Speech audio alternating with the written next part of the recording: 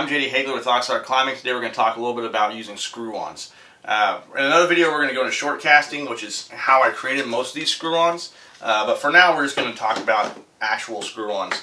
And I've casted several here, mostly just short casting my other holds, but the only way to apply them is by screwing them on. Several of them won't have bolt holes. So I'm going to do some bolted on holds as well, but I kind of want to talk about the advantages of screw-on if you don't already know about them. There's kind of a concern about new home wall owners when they built their home wall and they just want to use bolt-on holds. They don't want to do any screw-ons. And I was one of those people for sure. And in the last year, I've definitely changed my mind. In fact, you can see like all these black holes I have here, these are all screw-ons. A lot of my feet are screw-ons. Everything here, except for these two, are all screwed on. So I've really come around to it for sure. And I just kind of want to talk the advantages of that. I know the big concern when you first build your walls, you want to leave the lifespan as long as you can. You spend a lot of time and effort putting T-nuts in and putting the wall in, and you want to keep that as long as you can, and you feel like screw-ons may shorten that lifespan. Well, they're not going to shorten that lifespan enough for you to not benefit from the advantages of using screw-ons. These walls are going to last for a while, you know, and if you go to any gym, they're using screw-ons all the time. That's how they put all their volumes on. There's a lot of holes they put on with screw-ons, and almost every big, medium and up holds have got a screw in there for anti-rotation. So there's a lot of that happening, and you're not seeing those gyms replace their walls all the time. They're going to last many years, you know, and you're only going to replace a panel here and there if you need it.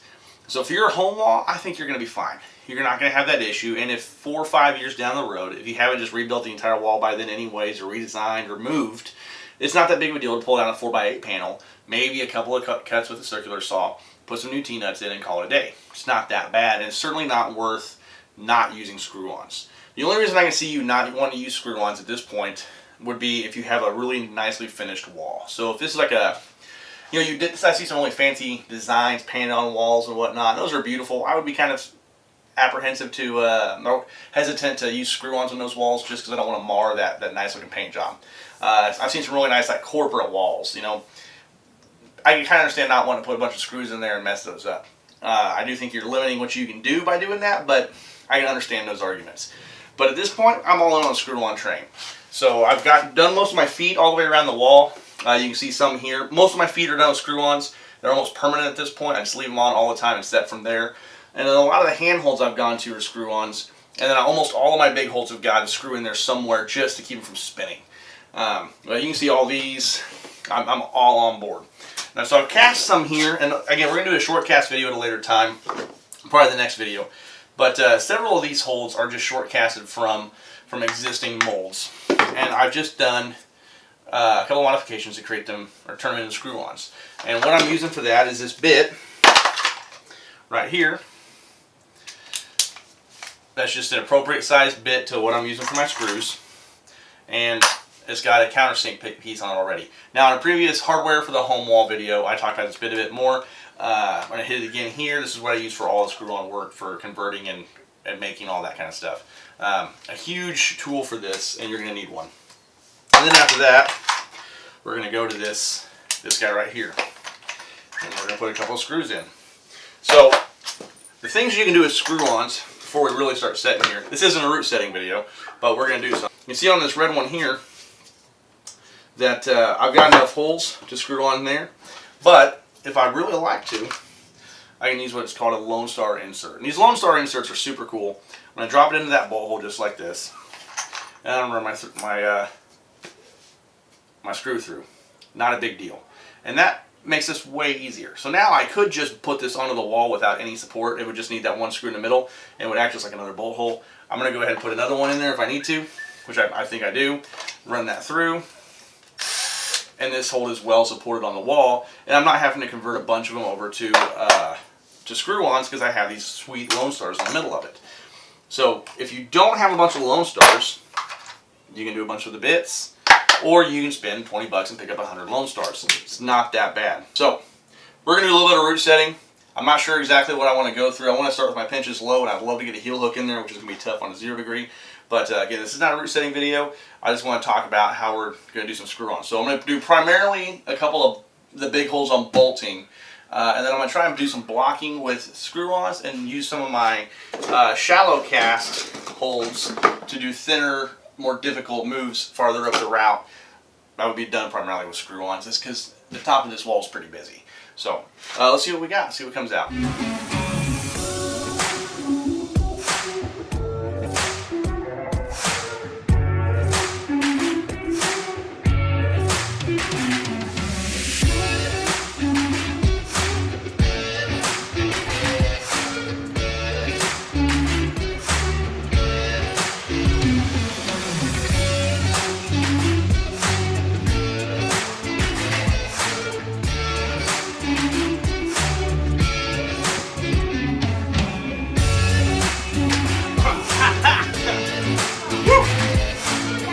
I can do it.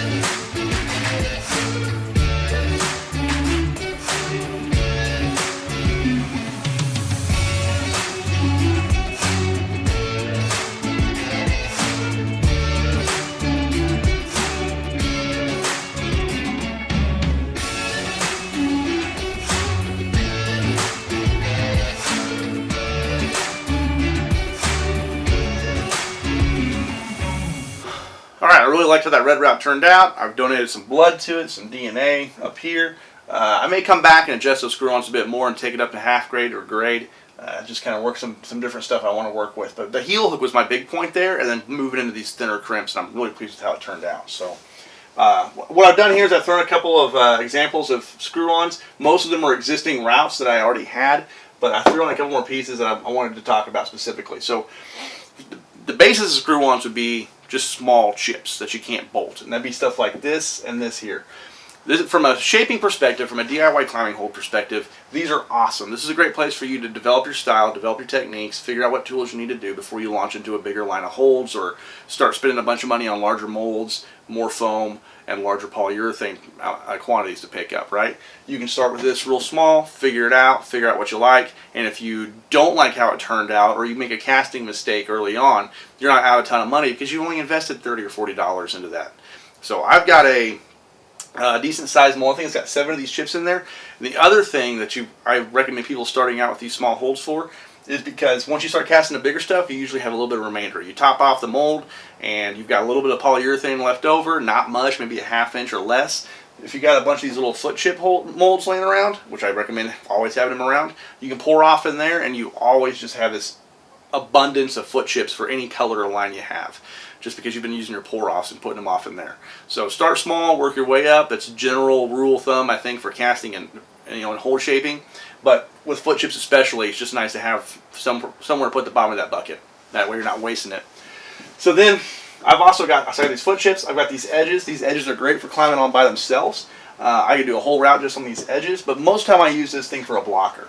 It sits on either edge of my pinch, or I get like ridiculous with this thing over here. It's got 2 of them, a monstrosity. But for the most part, if I want to dial in the edge, my pinch's difficulty and whatnot, this is what I lean on for that. Now, on an overhang, it's probably not as important because that's already pretty tough. But on a vertical, you're going to outgrow that vertical pretty quick. So what you end up trying to do is go with smaller space to work with, less edge to hold on to, so on and so forth. And if you bought those holds for your vertical originally, or that's all you really had to work with, you're kind of out those holds. You have to buy more difficult holds, or you can use screw-ons and start blocking them off, which is awesome. So that's where most of this is. And then you either have holds that you've converted into screw-on, or you go pick up some Escape Lone Stars, these silver pieces right here that we've already kind of talked about, and you can start putting these things anywhere on the wall you need. Even bigger holds as long as you have a long enough screw. I would not get into holds like, I would not get into the real big holds and using Lone Stars for those. You start getting kind of risky unless it's got a lot of screw-on support around it.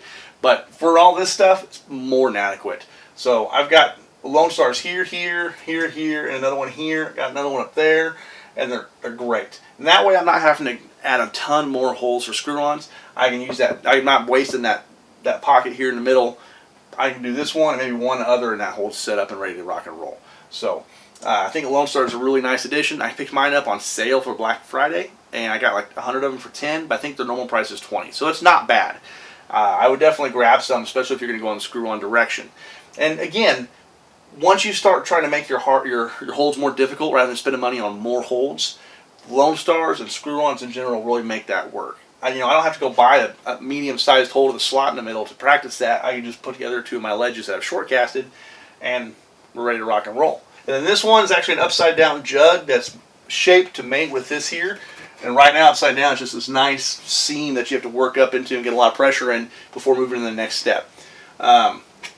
Another line, these are all screw-ons. These black bolts I have, all screw-ons from Catalyst Grips. I actually wasn't a big fan of those when I looked at them online and just wasn't sure about them, but they were a good deal, so I ended up grabbing them, and I love them. I've got all these just wonderful rounded seams to work with, and they're so versatile because they're screw-ons. Not one of them is bolted, so I'm not limited to that space on the wall. In fact, there's an entire space of the wall that they can be utilized in, while my main holes can go back to the bolts. So they just fill in all those gaps. They're like one of the last lines I set because they're so versatile and can move all through those different spaces that are left open after bolting. And that's just true of screw-ons in general. So I think it's worth it to consider it. I don't think it's going to shorten the lifespan of your wall enough to prohibit you from using them. And most likely what's going to happen is that some of your bigger holes will spin, and you're going to have to put a screw in the corner anyways to keep from doing that. So I think eventually you'll be screwing regardless. I just think you ought to get started on it sooner. There's so much you unlock by doing that. And from a casting perspective, it makes a lot of sense too. And you always have those. So there's even been some holes that have broke I've seen. I don't think any of mine have here, but I've seen holes break that were salvaged by screwing on too. So there's just a lot of options to be had there. So that bit we talked about, I think that's great to have on hand all the time, and then just move into this direction. So I hope that's kind of giving you an insight to the screw-ons as a new Homewall owner. Hopefully it answers a lot of those questions for you. Most people have been climbing for a while, already well past that point. Gyms have been doing it for a long time. In fact, a lot of holds now are moving towards just almost screw-on exclusive. You're seeing bolt holes starting to disappear from a lot of the bigger stuff. It's interesting how that market moves. So I hope this has answered some of your questions. I hope this is kind of giving you a window of what you need and how to get started, and from a casting perspective, what the benefits of it are. If you have any questions or comments, reach out to me on Instagram at Aux'Arc Climbing, AUXARC, or you can just read underneath here. Not a big deal. If you are looking to pick up some polyurethane, you can either go with some resin from Alumilite RC3 with casting it without a dye, provides this off-white color right here. That's not too bad. You can pick it up in pretty small quantities if you're just getting started trying to figure stuff out. You can also get a 10% discount off from my code JDClimb10 if you want to order some online, or just run down to your Hobby Lobby store and pick some up for like $20 for, I think, a liter, which is not a bad deal. Once you start going above that quantity, get yourself some Ramp 3092. You can pick that up in gallons for a really good price. It dyes really nicely, and that's what most of my wall is. I'm all on board with 3092 once you've kind of gotten past the learning curve. So yeah, hop on, ask some questions. Look for us on Facebook, or Meta, whatever they're calling it these days. DIY climbing holds. Yeah, that's it. DIY climbing holds. I'm an admin. I should know it by now. Hop in, join up. There's 10,000 members at this point. Ask questions, see what everybody else is making, and just hop into the community. It's a great place. So, thanks for watching. Comment below. Do all that good stuff. Subscribe or don't subscribe. I don't care. I'm not getting paid for this. So, thank you so much for watching.